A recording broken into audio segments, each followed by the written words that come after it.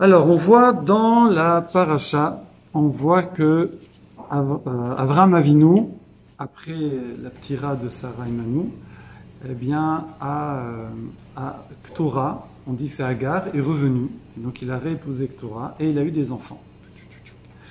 Et ces enfants, le Passouk nous dit, Vaïten Avraham et kol asherlo le Yitzhak. Hachem a donné, Avraham, pardon, a donné tout ce qu'il possédait à Yitzhak. Ok? Donc, qu'est-ce qui reste?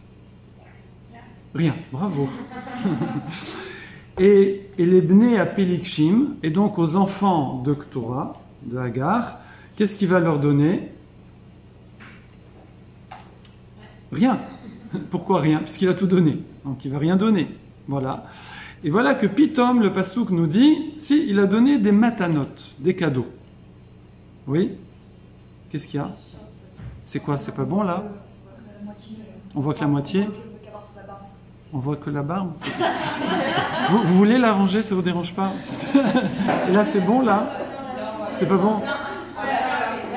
Là, c'est bon. Je suis nul, hein. Là, comme ça, il faut que je me redresse. C'est bon? Là, c'est bon. Nickel, merci beaucoup. Donc, il a donné des matanotes, c'est marqué, des cadeaux. Alors, d'où il sort les cadeaux? Puisqu'il a tout donné à Yitzhak. Donc, vous avez dit, justement, il n'a plus rien. À cause de ça, Rashi ramène ce que Chazal nous dit, et que Rashi dit, c'est quoi ces cadeaux? Pirouche, c'est quoi? Shem Touma. C'est des noms de Touma, d'impureté. Ok? Alors, évidemment, les Chachamim nous demandent, c'est un peu bizarre. C'est quand même ses enfants. C'est ses enfants, ses descendants, il les a éduqués, certainement. C'est pas comme ça, c'est pas parce que c'est Ktura, c'est pas parce que c'est après la ptira de Sarah Imanu. Et, comment c'est possible? Alors, il y a une explication que moi j'avais appris à la Yeshiva, de mon Rav, simple. C'est que non, il a donné des shem de Gdusha, des noms de Gdusha. Et ça, donner des noms, même quand on n'a plus rien, on a toujours les noms. Oui, d'accord? C'est pas matériel, c'est la donner des noms. Donc c'est des noms d'Akadosh Baruch Hu qui permettent d'agir sur la nature, sur le Teva. D'accord? Puisque Akadosh Baruch Hu a tout créé par la parole. Tous les noms d'Hachem qui sont dans la Torah, c'est des modes d'intervention d'Hachem. Le vrai Hachem, on n'a aucune asaga, aucune perception de lui. Tout ce qu'on parle dans la Torah, Yod-Ke, Vav-Ke, Elohim, c'est des interventions d'Hachem. C'est pas Hachem lui-même. Je sais qu'il y en a qui sont déçus qu'on dit ça, mais bon, c'est la réalité. Et donc avec ces noms-là, eh bien, alors c'est pas ceux-là, parce que ceux-là ils sont connus, mais il y a d'autres noms. Et avec ces noms-là, les gens pouvaient intervenir sur la nature, ça peut être utile, oui. Et donc, qu'est-ce qu'on fait ces descendants-là de Avraham Avinu? On dit qu'ils sont c'est les Bnei Kedem, ils sont partis dans l'est, donc on dit que c'est l'Asie, oui. Et que là-bas, eux, ils ont utilisé ces noms, au lieu de les utiliser pour la Gdusha, ça veut dire conformément à la volonté divine, ils les ont utilisés pour la Touma, l'impureté.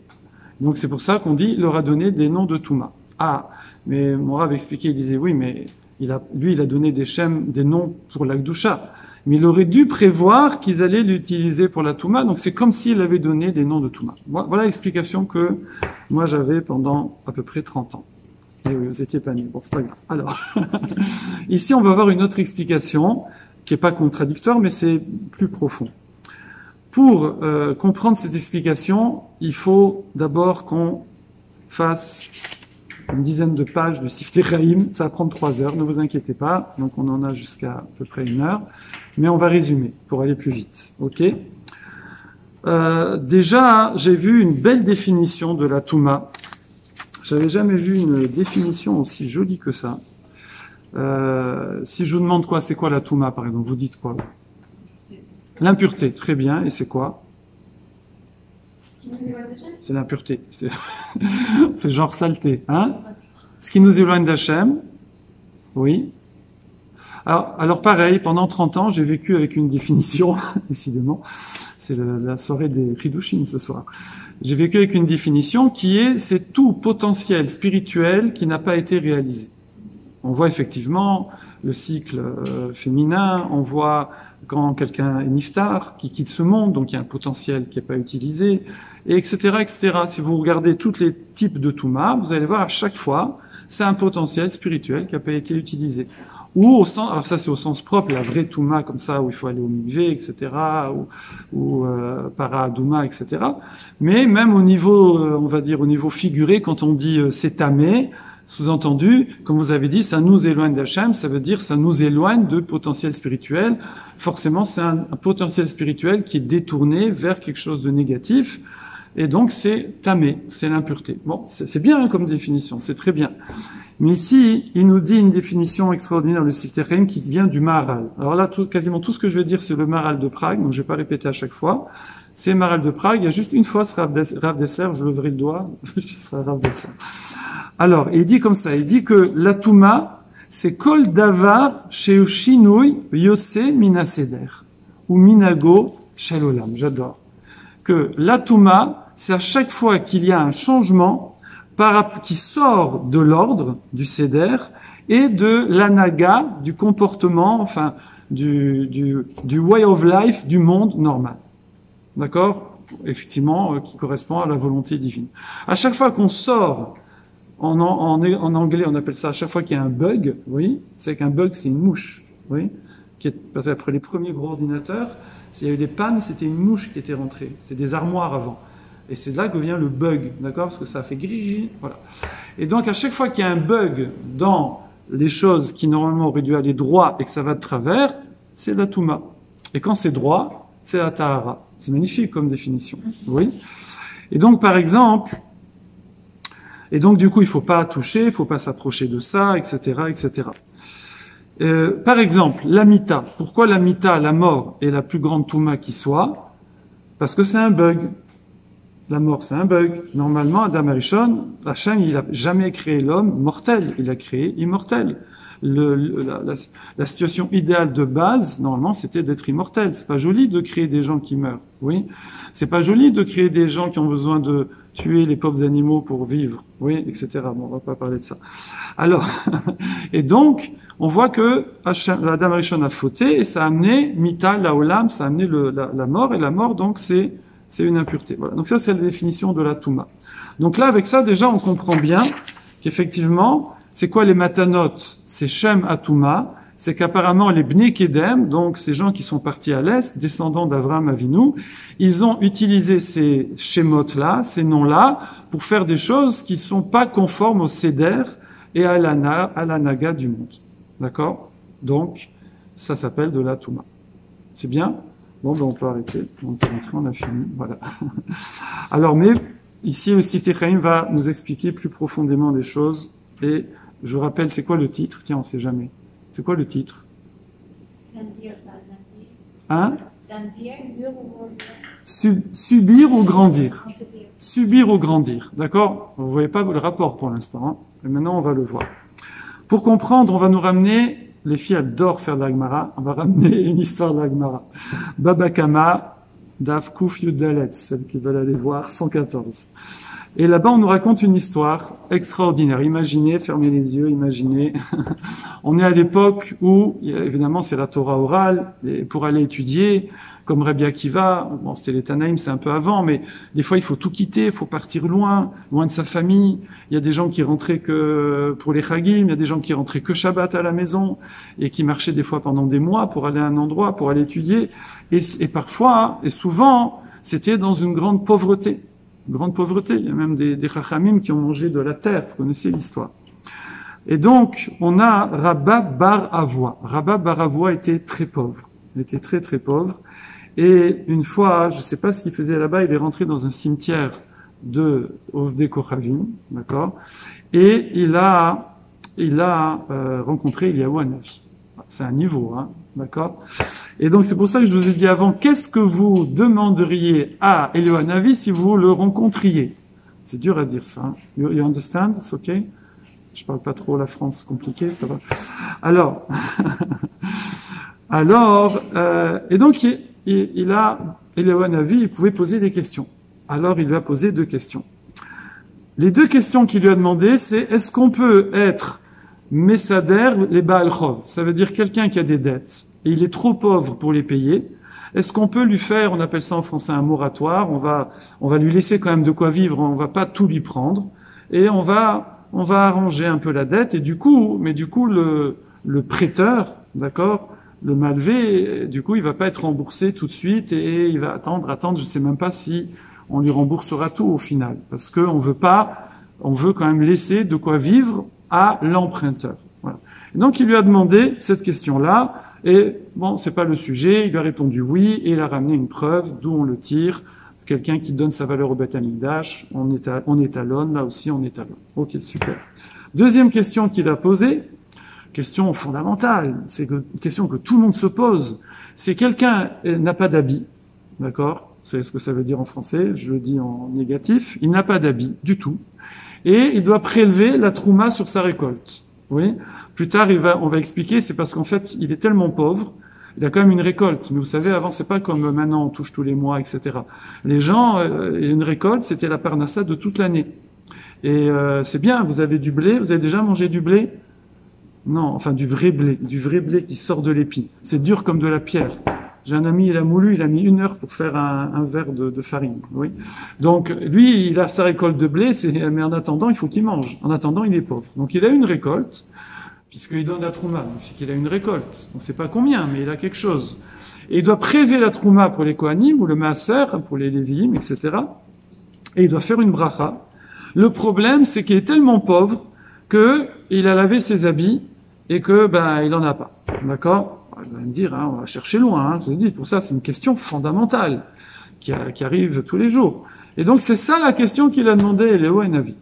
C'est incroyable. Il lui demande comment quelqu'un fait pour prélever la trouma quand il est sans habit et qu'il doit prélever la trouma. En plus, la trouma, on nous dit c'est un acte de richesse et lui, il est pauvre et donc il est sans habit et il doit faire une bracha et il peut pas la faire parce qu'on aurait pu dire n'importe quelle autre bracha. On a choisi cette bracha parce que la contradictoire, elle est la contradiction encore plus forte puisqu'il fait un acte entre guillemets de richesse alors qu'il est pauvre et qu'il est sans habit, puisque ses habits sont en train de sécher et il les a lavés.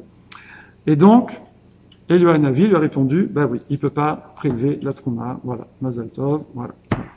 C'est ça les deux questions fondamentales qu'avait Rabba bar Avoua à poser à Eliyahu Hanavi. Ça paraît incroyable, oui. Le Rabbi Yosef Karo, le Beth Yosef, il étudiait avec un Maguid, avec un ange, oui. Et lui, il a posé la question, enfin, après, il n'y a pas que ça, mais il a demandé pourquoi il y a des souffrances dans le monde. Oui, il y a d'autres questions qu'on a envie de poser, oui. Alors, les Chachamim, effectivement, les commentateurs nous demandent, pourquoi il a posé de telles questions. En tout cas, et puis, alors l'histoire, elle n'est pas finie. L'histoire n'est pas finie. Il a posé une troisième question, encore fondamentale, oui. Il a demandé, Rabba bar Avoua, il a demandé, il y a quelqu'un qui essaie de rentrer.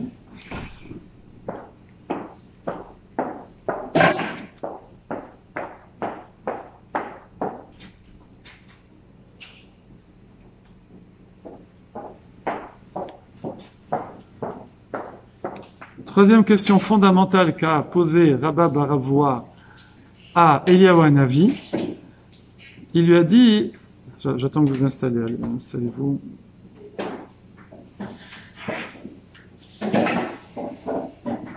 Welcome. Il lui a dit, Eliyahu Hanavi, vous savez, c'est Pinchas, donc il est Kohen, oui. Il lui a dit, qu'est-ce que tu fais dans un cimetière?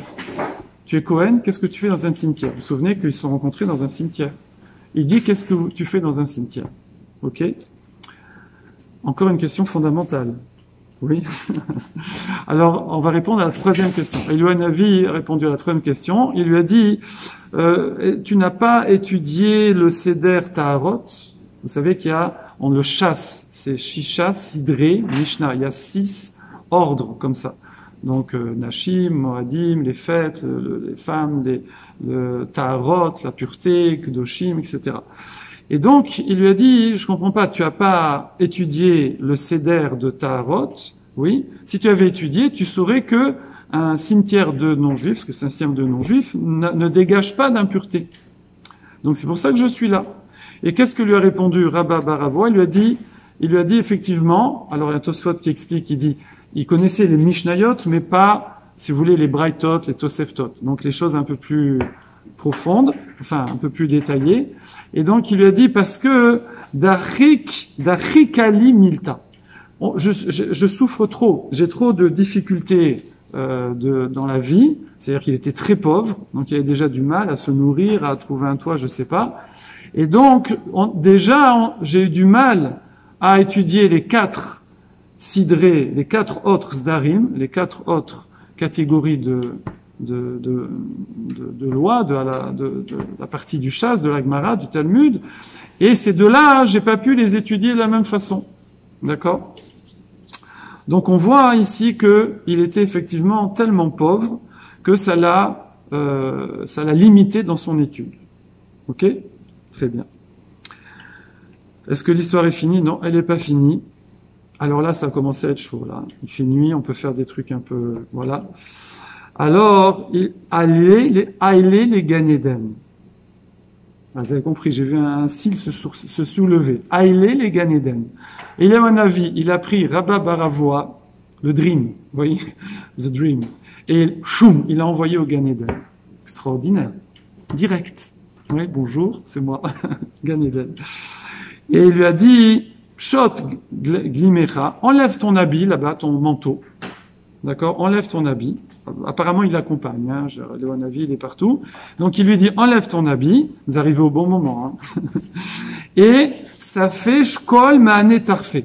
Rassemble, avec son manteau, là, il pose le manteau par terre, rassemble des feuilles d'arbres, des feuilles du Gan Eden, oui. Et puis, tu vas les redescendre sur terre. Ok? Et évidemment, ces feuilles-là, c'est des feuilles du Gan Eden, ça vaut une fortune. Mais fortune, de chez fortune, vous allez voir. Alors il fait ça, il ramasse les feuilles, il les met dans le manteau, oui. Il s'apprête à sortir. Et au moment où il s'apprête à sortir du Gan Eden, pour rentrer à la maison, Shama, il entend des Kehamar, Man Ka'achil le'alme keraba baravoa. Il entend que qui c'est qui est en train de manger son olam haba, son monde à venir, comme Rabba Baravoa. Il s'est dit, mince, c'est un traquenard, je dirais. Il me dit de ramasser, après je perds mon olam haba. Qu'est-ce qu'il fait? Qu'est-ce que vous aurez fait à sa place? Encore plus vite? Non. Il les a jetés. Il a revidé le manteau et il les a jetés. Et il est redescendu. Il est redescendu, mais là, quand il est arrivé en bas, en bas sur terre, il a vu que le manteau, il y avait Réar Gan Eden. Il y avait une odeur du Gan Eden, quelque chose une folie. Et ça, il a vendu le manteau pour Trissar Alfé Dinaré, 12 000 dinars. Je sais pas combien ça fait, mais c'est une fortune colossale. C'était juste l'odeur. Parce que le manteau avait l'odeur du Gan Eden. Apparemment, nous, ces fois, les odeurs, on aère, au bout d'un moment, ça s'en va. Apparemment, ça s'en va pas, ça. Et donc, il a vendu ce manteau une fortune. Qu'est-ce qu'il a fait avec cette fortune? Parce qu'on a dit au début qu'il était vraiment dans la difficulté, il avait du mal même à manger, et donc il pouvait pas bien étudier avec ça. Et donc on va dire ça, avec ça, il va s'acheter un palais, il va acheter 10 appartements, les mettre en location, acheter des serviteurs, des servants, des jardiniers, tout ce que vous voulez, chauffeurs, voitures et tout. Non. Qu'est-ce qu'il a fait? Il a donné à ses gendres. Vous allez dire peut-être il a pas de fils. Non, il avait des fils, mais il n'a pas voulu donner ni profiter lui, ni donner à ses fils, il a donné que à ses gendres. Bon, au moins ses filles, elles ont profité. Ok? Parce qu'en général, c'est la fille qui... Bon, c'est une blague, je ne fais pas. Alors, on va pas faire trop de blagues, il est tard. Alors maintenant, on va faire... Le Siftei Chaim va poser une série de questions. Je suppose que vous avez, vous aussi. On va pas répondre à toutes parce que ce serait trop long. On va en choisir quelques-unes. Mais on va quand même poser les questions. D'abord, pourquoi Eliyahu Hanavi a choisi de se dévoiler à Rabba Baravoa, précisément d'Afka dans un cimetière de non-juifs? Pourquoi pas au Beth Midrash? C'est pas un endroit un peu plus sympathique? Oui. Ensuite, deuxième question, il a posé les deux questions qu'a posées Rabba Baravoa, hein, très techniques, très pshutot. C'est des halachot relativement connus et c'est juste, c'était quoi le mécor? C'est quoi la source? C'est comme ça, d'où ça vient, etc. Minaïn, en fait, j'ai pas trop précisé, mais il voulait juste savoir la source de deux halachas très peu courantes, comme on a vu. Quelqu'un qui a pas d'habit, qui doit prélever la trouma, et qui peut pas, et quelqu'un qui doit doit payer ses dettes, il peut pas, et on va échelonner la dette. Voilà, vraiment des trucs, c'est pas des questions fondamentales, existentielles qu'on attendrait quand on a l'occasion, une fois dans sa vie, d'avoir Elohan Navid, je peux lui demander n'importe quoi. Ensuite, ça veut dire quoi que quelqu'un il monte au Gan Eden comme ça? D'accord? Bon, c'est vrai qu'il n'est pas resté longtemps, mais même pour un petit passage, comment ça marche? Soit il a le niveau du Gan Eden, pourquoi pas? On voit Eliezer, voilà, on dit qu'il est rentré vivant au Gan Eden, il y a Elohan Navi aussi rentré vivant au Gan Eden. Mais si on n'a pas le niveau, on peut pas, je veux dire, monter au Gan Eden, oui. Et s'il a le niveau, bon ben il y va tout seul. Hein, ok. Question suivante, pourquoi il a enlevé le manteau? On va pas en parler, mais bon, je l'ai dit comme ça. Pourquoi il lui a dit de prendre des feuilles? Il est dans le Gan Eden, il y a des feuilles. Oui, c'est pas, a priori, c'est pas le top. Il pourrait prendre au moins des branches, pas mal, ou mieux encore, des fruits. C'est pas pour les manger, mais des fruits du Gan Eden. Je pense, si déjà l'odeur des feuilles, ça valait une fortune, les feuilles, on n'imagine même pas, et les fruits, il descendait une pomme et c'était bon. D'accord? Voilà. Pourquoi pas des fruits? Ensuite, c'est quoi cette histoire que Elohan Navi lui dit prends, et après il entend il est en train de manger son olam haba, donc évidemment il veut pas, donc il va reposer. C'est quoi ce way and back, hein? On dit comme ça, je sais pas. Ok, magnifique. Et ensuite, pourquoi au moins de l'odeur sur les manteaux, pourquoi il en a pas profité lui, puisque il voit que ça le gênait pour pouvoir bien étudier. Donc maintenant ça y est, il va pouvoir étudier Bérévar. Facilement. Donc, pourquoi il a donné ça seulement à ses gendres, ni à ses fils, ni à lui? En préparant ce chiour, ça je sais pas, c'est enregistré, il y en a qui vont pas être contents, tant pis. Ça les fera peut-être réfléchir, je sais pas. Mais des fois, bon, moi je fais pas de shidurim, mais ça arrive que les gens me demandent et tout. Bon, laissez, c'est pas la peine de demander parce que j'en fais pas. Mais comme ça c'est bien, cette petite annonce. Mais des fois, voilà, des bons bachouï yeshivot comme ça, et je leur demande leurs critères et tout, et je vois que quand ils sont suffisamment à l'aise, dans les critères viennent en tête, vous le savez, j'avais pas besoin de vous le dire, mais la beauté, la richesse, la gentillesse, etc., etc. Je dis oui, d'accord, attends, ça sert à quoi la beauté et la richesse? Alors, non, parce que la richesse, c'est parce que je veux pouvoir étudier Benachat. Je veux pouvoir étudier tranquillement. Je veux pas avoir de soucis d'argent. Donc vous savez, en Eretz, des fois, c'est pour épouser un Talmid Chacham, un jeune Bachou Yeshiva d'une grande Yeshiva, il faut l'appart, direct. D'accord? Comme ça, et lui dit, non, parce que je veux être rikouz, je veux pouvoir me concentrer, Benachat, comme ça. Et après, pourquoi elle soit jolie? Hein, qu'est-ce que vous répondriez? Comme ça, j'ai pas de Yetzirara de regarder les autres. Ouais, allez, vas-y. Donc, c'est vraiment les Shem Shamayim. D'accord? Les Shem Shamayim. Alors, souvenez-vous de cette histoire. Vous allez voir à la fin de l'explication ici, qu'est-ce qu'il faut penser de ça. Bon. Là, je me suis fait des copains, là, je crois. Je vais avoir des commentaires. Alors déjà, le Sitirem va nous expliquer, le Sitirem va citer, comme je dis tout le temps, Maharal de Prague, Maharal, sauf une fois Rav Desser, donc c'est Maharal tout le long. Et donc, le Maharal explique, c'est quoi, en fait, effectivement, mais c'est comme ça le Derer, il veut poser des questions fondamentales, mais il la pose d'une façon, sur un cas pratique. En fait, quand il est en train de dire, pourquoi? C'est comment la halakha, d'où ça vient que quelqu'un qui a des dettes, on va l'arranger et du coup ça va léser le prêteur, oui. Alors c'est pour dire, voilà que la pauvreté, ça donne une limite, ça limite les mitzvot ben adam lachavero. On voit que je suis pauvre, je peux pas bien faire les mitzvot ben adam lachavero. D'accord? Pourquoi il y a ça alors? C'est ça sa question fondamentale. Et la deuxième, vous allez deviner maintenant la suite. Quand il dit je peux pas faire la bracha, je peux pas faire le prélèvement de la trouma parce que j'ai pas d'habits, ils sont en train de sécher, et je peux pas donc faire la mitzvah, c'est la pauvreté limite les mitzvot ben adam la makom. Donc il est en train de dire, et après il y a le limoud avec l'histoire qu'il a étudié que 4 des 6 sidré Mishnah du chasse. Donc on voit que c'est ça sa question. Sa question, c'est qu'il est en train de dire « help, help ». Je profite, hein, que vous êtes là comme ça, je peux claser quelques mots. Il est en train de dire j'aimerais comprendre pourquoi Hachem, il nous limite dans les mitzvot, enfin nous et puis moi en particulier, hein, il parle de lui, il nous limite dans les mitzvot, ben Adam la Chavero, ben Adam la Makom, dans le limoud, alors que nous on veut bien faire, on voudrait faire plus, oui, comme ce gentil Bachour qui voudrait, ouais, pour avoir le rikouz.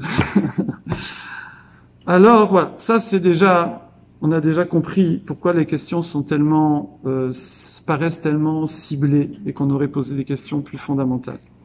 Autre question qu'on avait, c'est quoi le système de montée au Gan Eden? Comme ça, il le prend, fou, il le monte au Gan Eden. Alors, rapidement, c'est que Eliyahu Hanavi, lui, Zicher, il a purifié son gouffre. Qu'est-ce qui empêche, en fait, à quelqu'un d'être à un haut niveau? C'est sa partie matérielle, c'est son gouffre, c'est son corps, oui, et tout ce que ça comporte, évidemment. Et lui, Eliyahu Hanavi est arrivé à un niveau, donc Pinchas, après, qui est devenu Eliyahu Hanavi, est devenu à un niveau où il a tellement purifié son corps que le corps ne le gêne plus et qu'il peut rentrer au Gan Eden, on dit, avec son corps et avec ses habits. Il est rentré au Gan Eden, d'accord? Eh bien, comme il a ce pouvoir-là, il peut prendre quelqu'un. Bon, après, Sitichel ne m'explique pas plus que ça, donc je suis désolé, je vais pas vous donner d'astuces supplémentaires. Mais en tout cas, il peut au moins l'écha'a pour un moment, pas pour forever, ouais, mais pour un moment, il peut faire passer quelqu'un au Gan Eden. Voilà, ça c'est le pouvoir qu'il a. D'ailleurs, à ce sujet, ici aussi, le Siti Chaim ramène une très belle explication, c'est quoi le Gan Eden. Et ça aussi, pendant 30 ans, j'avais pas cette explication-là. C'est la 3e. Alors, et ça, c'est Rav Dessler. C'est Rav Dessler, vous l'avez certainement entendu au séminaire. Rav Dessler, il dit comme ça, Bekitsour. Il dit, Lo shad tzadik ou began Eden. Un tzadik, il rentre pas au Gan Eden. Ah bon, alors c'est quoi, alors, comment ça marche? Non. C'est le Gan Eden, il est Betor à tzadik.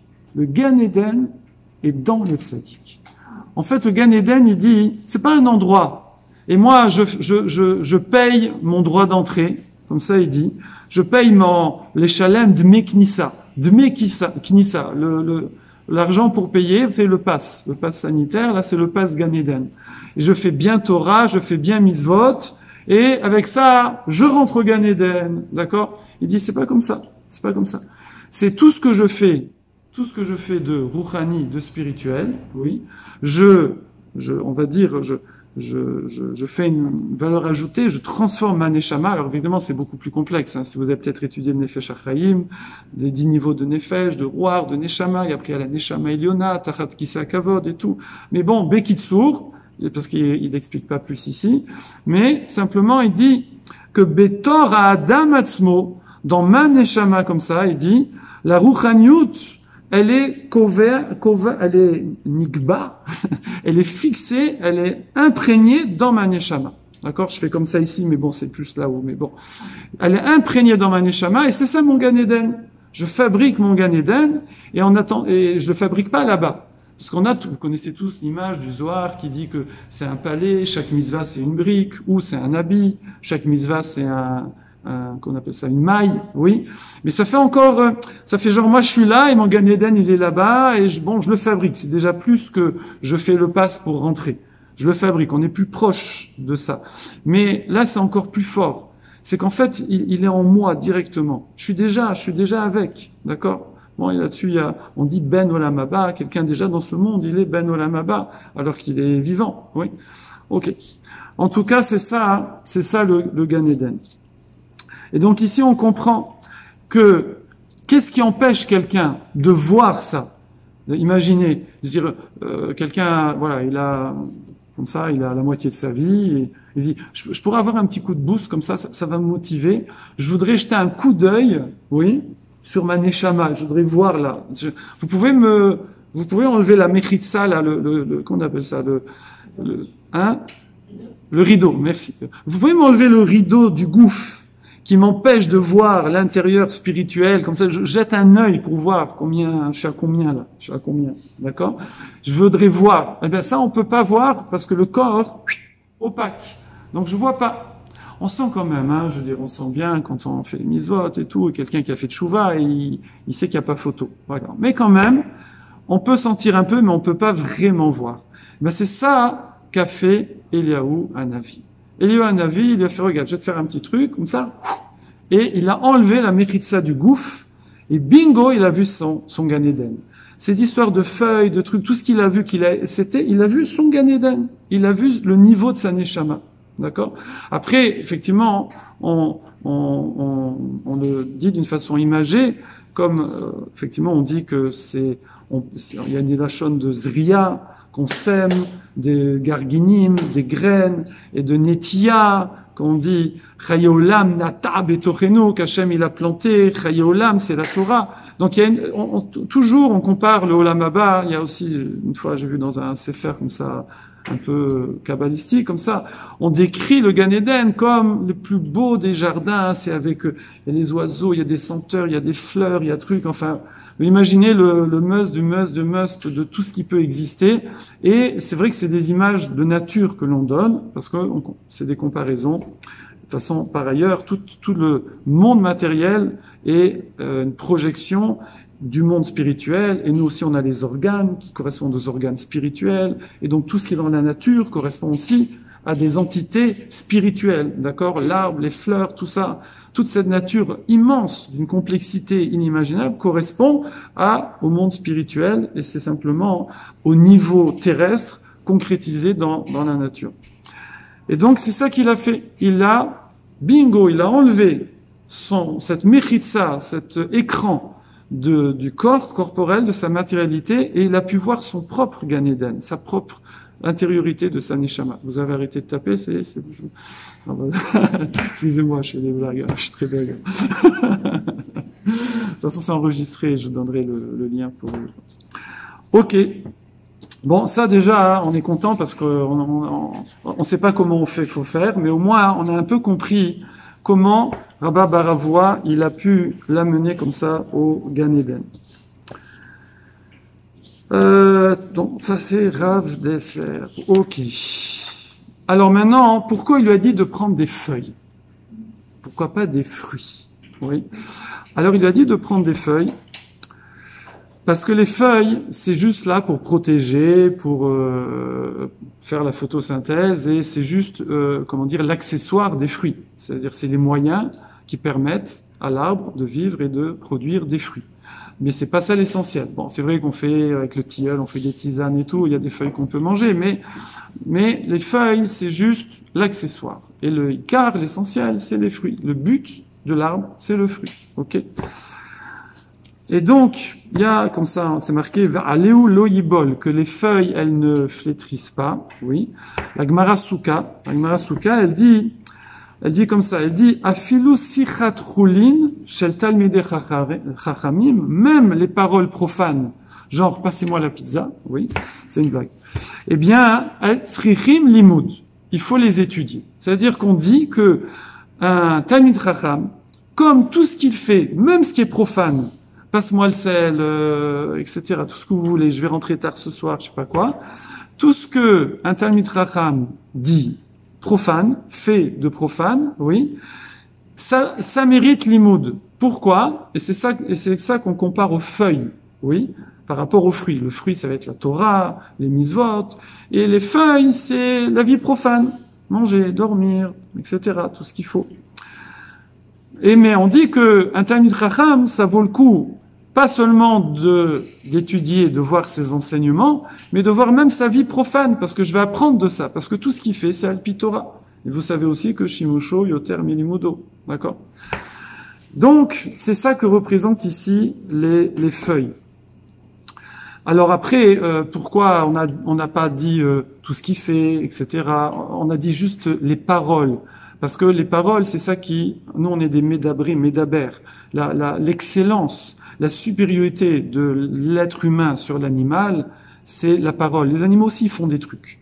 Ouais. Mais parler, il parle pas. Il communique. Wawa, etc. Cuicui. Il communique, mais je sais parler. Il communique, mais il faut vous garder éveillé de temps en temps. Non, vous êtes bien éveillé, je vois. Mais il communique, mais il parle pas. Donc l'être humain, c'est vraiment sa couronne, c'est la parole. La couronne, c'est la pensée, évidemment. La pensée, l'expression de la pensée qui est la parole. C'est pour ça que on parle des paroles des Talmidei Chachamim, mais on dit ça, c'est comparé aux feuilles. C'est comparé aux feuilles, on dit les feuilles ne fanent pas, ça veut dire il faut étudier les paroles des Talmidei Chachamim. Et ben c'est ça que Eliyahu Navi, il a voulu lui dire. Il a voulu dire, tu sais, ta vie profane, entre guillemets, ta vie profane, oui, qui est difficile, qu'on a dit, il était pauvre, et c'était difficile pour lui. Darik li alma, le monde était dur pour lui. Bien sache que, regarde, tu as un srar pour ça. Tu as un srar qui est représenté par les feuilles. Les feuilles qui donc, dans son Gan Eden, représentent toute cette partie, tout ce srar, tout ce mérite, qu'il a eu simplement par la vie profane, en particulier ici, dans la vie de difficulté. Comme on dit, les foum sahara agra, que sont l'effort et, on dit souvent le salaire, mais et la construction. Il dit, tu sais, ne crois pas que tu te construis seulement avec les mitzvot. Tu te construis aussi avec tes paroles profanes, avec tes actes profanes, avec ta vie profane, avec tes difficultés, avec tout ce que tu dois subir. Oui? Donc, le titre. Subir ou grandir. Eh ben, tu grandis avec tout ce que tu subis. D'accord? Et après, alors il lui a dit, alors très bien. Alors lui, il allait prendre ça et descendre avec ça. Et à ce moment-là, il lui a dit, malheureux, tu es en train de manger ton olam haba. Je voulais te montrer que tu as un srar. Je voulais te montrer que ce que toi tu croyais comme des empêchements de tourner en rond, des choses qui me dérangent, d'accord, de la gêne, oui, de la pauvreté, que je peux pas bien faire, madame la chavero, madame la makom, je peux pas bien étudier. Mais non, sache que c'est ton facteur multiplicateur ou multiplicatif, comment vous dites? Voilà, j'ai fait un sondage et tout le monde dit facteur multiplicateur. Et regarde, pour ça, il y a une sorte de correspondance, ça va être toutes les feuilles. Vous savez, dans un arbre, il y a des fruits, mais il y a beaucoup de feuilles, oui. Et bien, toutes ces feuilles-là, imaginez un arbre rempli de feuilles. Et les fruits, c'est une fois dans l'année, mais les feuilles, c'est tout le temps. Enfin, conifères et épineux tout le temps, conifères. Bon. Ok, c'est pour montrer que je connais un peu de botanique, voilà. Alors, donc tout ça, c'est le srar. Imaginez un arbre rempli de feuilles, c'est le srar de toute cette vie profane où toi tu crois que c'est des empêchements. C'est pas des empêchements. Ça fait partie c'est ça le support de ta Torah. C'est ça qui va donner des fruits encore plus grands, encore meilleurs. Toutes ces difficultés, elles font que tes fruits, ils sont meilleurs. Comme dans un arbre, plus il y a de belles feuilles, plus il y a de beaux fruits. S'il n'y a pas de feuilles, il n'y a pas de fruits. Oui. Et alors donc là, il a compris. Il dit bon, ok, j'ai compris. Donc il les a reposés. Il les a reposés. Ça y est, j'ai compris. J'ai compris la leçon. Je les repose. Mais après, il descend. Et là, il est avec le réach. Bon, c'est-à-dire simplement, c'est l'odeur. Alors vous allez me dire bon, il y a quand même quelque chose. Il a quand même pris quelque chose. Alors ici, le Maharal, toujours le Maharal de Prague. J'ai pas dit à chaque fois, c'est Maharal. Le Maharal de Prague, il dit non. Ça, c'est difficile à comprendre, mais c'est pas son srar sur Olam Haba. Il explique pas beaucoup, mais j'ai compris comme ça. Il dit ça, en fait, c'est pour montrer que, entre guillemets, ce mérite extraordinaire qu'il a eu de rencontrer le Navi, donc c'est pas pour rien, c'est qu'il était arrivé à un niveau et que Akadosh Baruch Hu, quelque part quand même a voulu l'aider, si vous voulez. Et ben, son mazal a un petit peu changé et maintenant il va pouvoir vivre plus dans la richesse. C'est pour ça qu'il est au moins descendu avec le parfum des feuilles qui étaient dans son manteau, et que déjà ça, c'est 12 000 dinars, je sais pas combien ça fait, mais c'était de quoi nourrir tous ces gendres pendant je sais pas combien de temps. Donc il y avait de quoi, oui, surtout s'il les place. Bon, voilà, c'est une blague. Donc, ça, c'est pas sur son Olam Haba, c'est juste le parfum des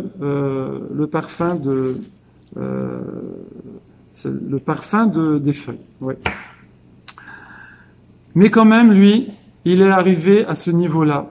Il a tellement réalisé que, en vérité, toutes ces difficultés, toutes les contingences de ce monde, c'est au contraire ça qui donne toute la valeur à lui, à son avoda. Après, chacun a son mazal. D'accord? Ça aussi, c'est toute une sougia.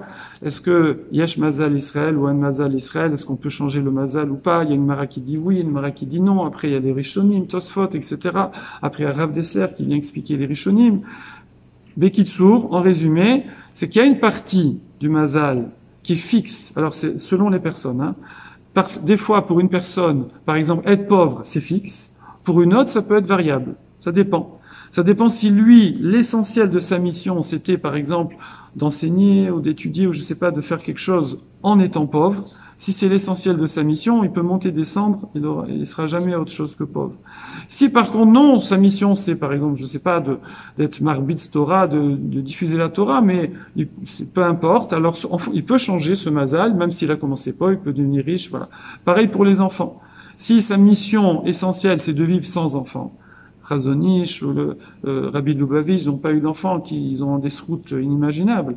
C'est que ça, c'est la partie fixe de son mazal. Parce que sinon, c'est sûr qu'à un moment, ils auraient eu des enfants avec les mérites qu'ils ont. Donc, il y a des parties fixes, il y a des parties variables. Ici, apparemment, il était sur une partie variable et donc il va pouvoir descendre avec l'odeur des feuilles du Gan Eden. Ça veut dire vraiment l'accessoire de l'accessoire de ses difficultés profanes, et ça, Hachem me dit bon, c'est maintenant tu vas pouvoir vivre un peu plus à l'aise. Mais lui il dit non, j'ai tellement compris, j'en veux pas. J'en veux pas.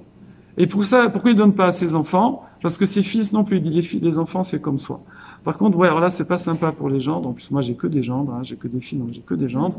Et je les adore, c'est comme mes enfants. Alors, il dit, les gendres, c'est pas les enfants. Bon, ouais, ils vont pas écouter, de toute façon. C'est entre nous. Voilà. Et donc, ça va pas diminuer ici. Conclusion, ça y est, on est bon, là. Après, si vous voulez, vous avez des questions, on peut, voilà. Ici, le Siftei Chaim, il conclut, et il nous dit comme ça. Il nous dit, voilà, chacun d'entre nous, il va se dire, ah, si j'avais un peu plus de mémoire. Bon, ça c'est moi, parce que j'oublie tout. Si j'avais plus d'intelligence. Oui.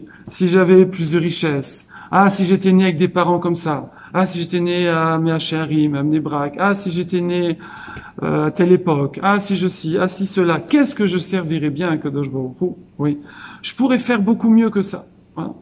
Et ça, ici, non. On nous dit, sache que vous êtes d'accord, il n'y a pas d'erreur de distribution, il n'y a pas d'erreur de programmation, ça c'est que dans Windows qu'il y a des bugs ou des trucs, il n'y a aucun bug, tout est calculé, tout est exactement, depuis le début jusqu'à la fin, toutes les options, ça c'est exactement adapté à la personne, à son mazal, à ce qu'il doit faire. Il y a un Rambam qui dit, vous avez certainement entendu des centaines de fois, qu'est-ce qu'il dit le Rambam? Il dit tout le monde peut arriver au niveau de Moshe Rabbeinu. Vous avez déjà entendu ça, oui? Oui, vous faites comme ça, ouais. Alors on dit comment? Moi j'arrive à Moshe Rabbeinu, c'est une blague ou quoi? Oui.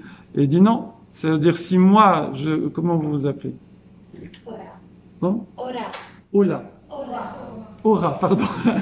Aura. Ah oui, en anglais ça fait aura, la lumière, voilà. Si vous êtes aura, avec vos noms de famille, né à tel endroit à New York, si vous arrivez à faire le plein potentiel de aura avec tout ce qui est prévu en paramètres qui sont autour, vous êtes comme Moshe Rabbeinu. Ça marche même pour les femmes, hein. D'accord? Vous êtes comme Moshe Rabbeinu. Et ça, tous ces contingences de la vie qui nous paraissent être, on se dit, si seulement il n'y avait pas ça. Oui, on part le matin, on attaque sa journée. Et on se dit, ça s'est bien passé, ça s'est pas bien passé. Et ça, j'aurais voulu que ce soit autrement. Et ça, et pourquoi Hachem, et pourquoi, et si. Là, on est en mode, je subis. Quand on est en mode, je subis, forcément, on perd ses moyens. On n'a plus confiance, on est dans le doute, Chazé Shalom. Et donc ça, on n'est plus conscient que tous ces paramètres-là, c'est ceux qui me permettent, c'est les feuilles. C'est les feuilles qui permettent dans un arbre de produire les fruits. C'est ce qui me permet de faire mes mitzvot à moi et qui vont donner toute la dimension de mes mitzvot. C'est ça que je voulais partager avec vous. Là, j'espère que c'était un bon chizouk. Peut-être que vous saviez déjà tout ça. Moi, j'ai appris 3 trucs là, vraiment, je savais pas du tout. Voilà. Avec plaisir.